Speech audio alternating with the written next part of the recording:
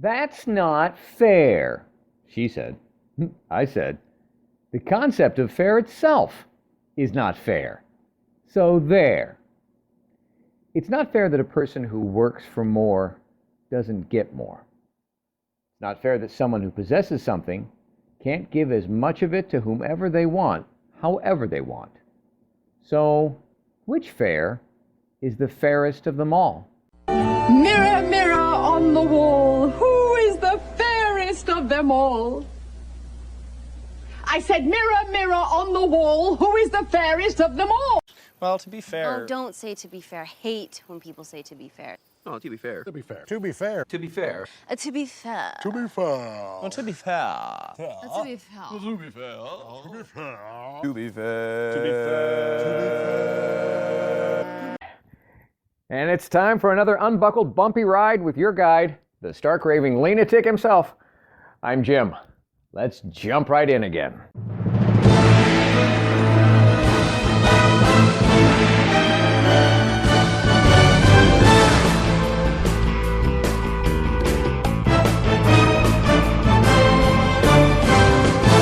Welcome to my podcast based on my brand new book, available on Amazon, Live Life Lean, L-E-A-N. It's a year-long guide to gratitude and our daily grind. The book that combines some timeless wisdom from a whole lot of the world's wiser people with the reflections, reactions, and wisecracks of the guide's author, me. And it guides you, the reader, through the simplest system for a happy, healthy, authentic, and genuinely grateful everyday experience. I urge you to get the book. Of course I do. I wrote it. It's either at Amazon or at my website, ampurage.com. A-M-M-P-U-R-A-G-E.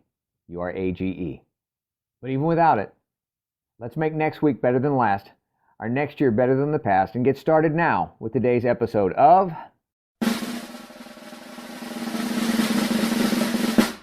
I've noticed something very, very interesting.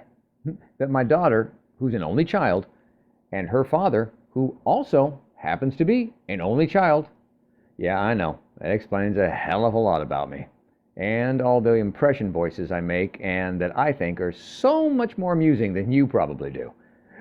Too much time alone. Anyways, my daughter and I, both of us rarely, if ever, use one specific word.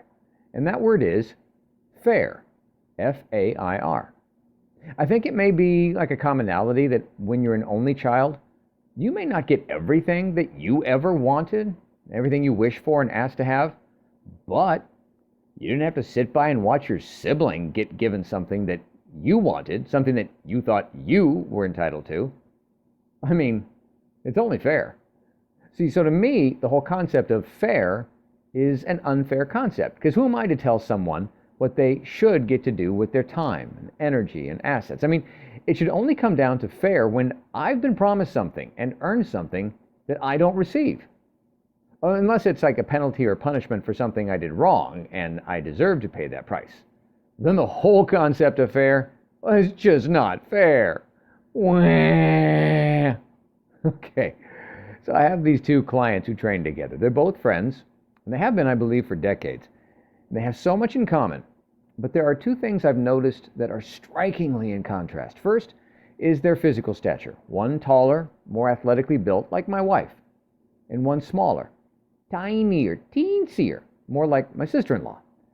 So yeah, they're physically phenomenally different, but that's no big thing, as friends come in all shapes and sizes.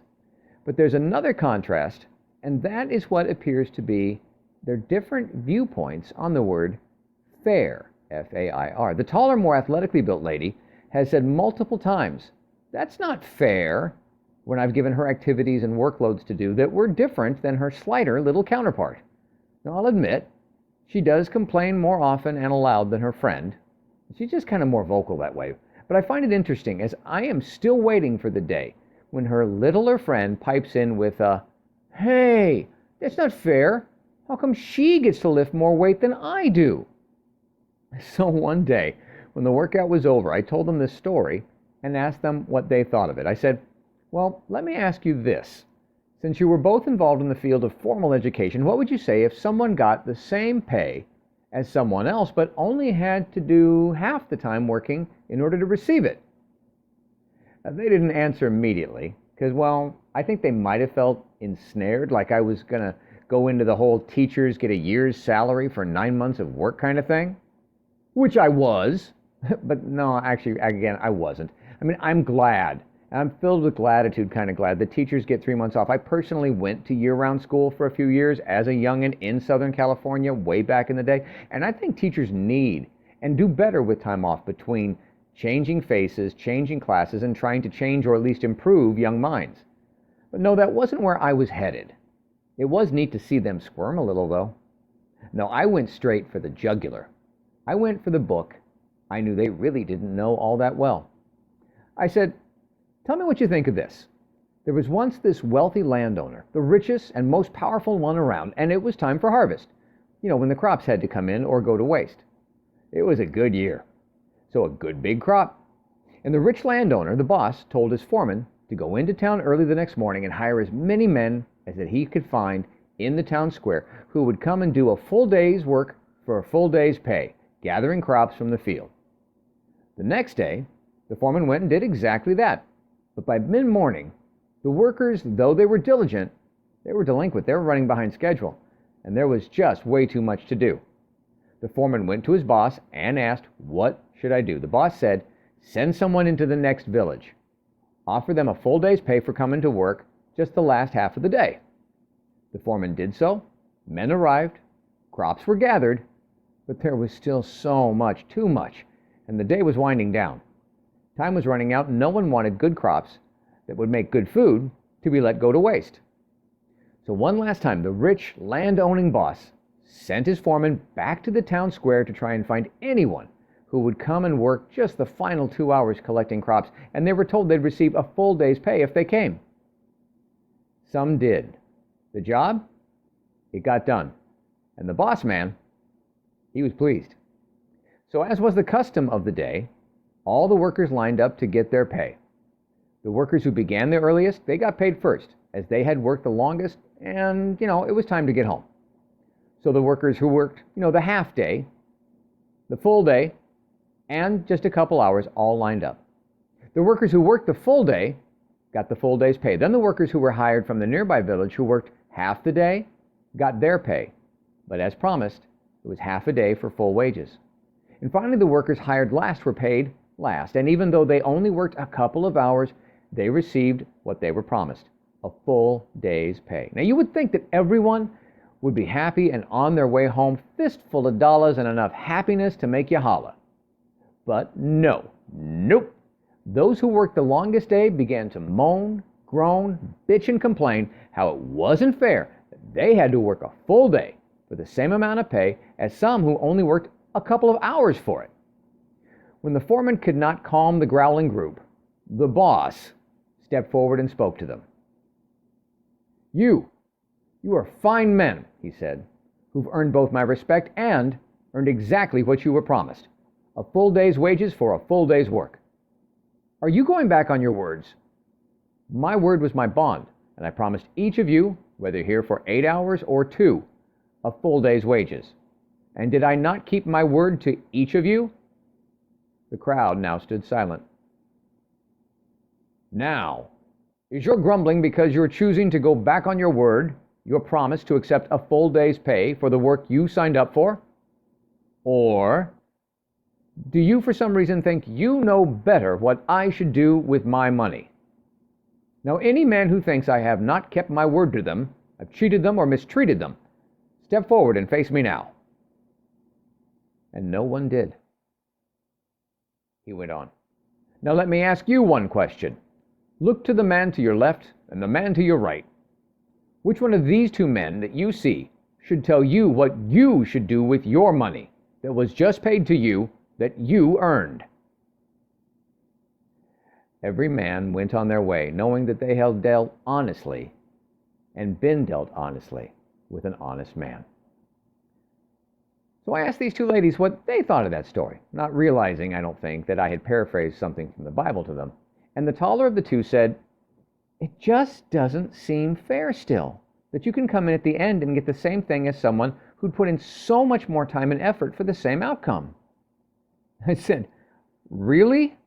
Okay, Let's consider this. Assume your tiny friend here learned about the rules and requirements to get into heaven. You know, the whole eternity thingy, like, let's say some 20 years ago.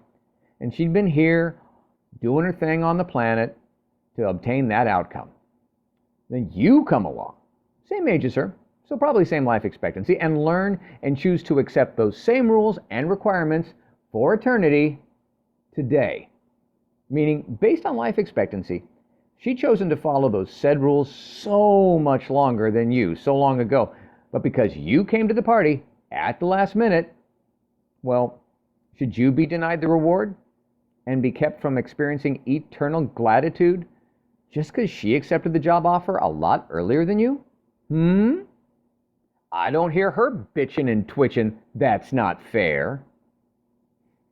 They went home that day with a muscle workout, and I hope an intellectual exercise in the concept of fair.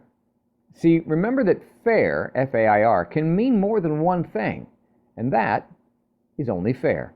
And don't even get me going on the other spelling of fair, F-A-R-E, because I don't think that's a price you want to pay. Just saying. Now, if it were to be a fair exchange, we needed to be eating the same word salad from the same meaning menu. So when we take a fair glance at the word fair, F-A-I-R, it means in accordance with the rules or standards, legitimate. It also means without cheating or trying to achieve an unjust advantage. And yet, we forget that fair, F-A-I-R, also means beautiful, attractive, easily tolerated, easy on the eyes. Like a fair maiden or fair weather. And I'm certain that when calling a woman's appearance fair, we were not claiming she looks that way in accordance with the rules of standards and legitimate. No, we just liked what we saw. We liked it that way. And I guess that is what fair is really about. How we like things. How we get to define fair. And that is why the concept of fair isn't. And that is the only fair way to look at it. And now more words of wisdom to wow your socks off from the Live Life Lean Guide itself. Entry from page 222. Who is there then that can be handsomely supported in affluence, ease, and pleasure by another, that will instead choose to earn his bread by the sweat of his own brows? Benjamin Franklin. And the guide's point of view on this? Beware being a kept man. Notice that someone else can offer affluence, ease, and pleasure, but the author never mentions self-respect. So what do you think about this? Using the Live Life Lean guided journal system, what have you earned recently that wasn't just handed to you? What have you learned that was all brand new to you? Where have you added to the world that was just bigger, better, and beyond you? Now be grateful for all of that, reflect on it, respect it, and before you navigate somewhere next, please like, subscribe, and share to show you care. Thank you for listening. I hope you're enjoying your copy of the Live Life Lean, L-E-A-N guide, enjoying it almost as much as I did creating it. And if you don't have a copy yet, go on over to amperage.com or Amazon and get started today experiencing the amazing power of knowing every day is literally yours to be grateful about, and you need never feel unfulfilled again. I'm Jim Hall, and until next time, good health, God bless, and now go get a little dirty learning something new, earning what's not given to you, adding to this crazy world that we share, and navigating your way to something new and next.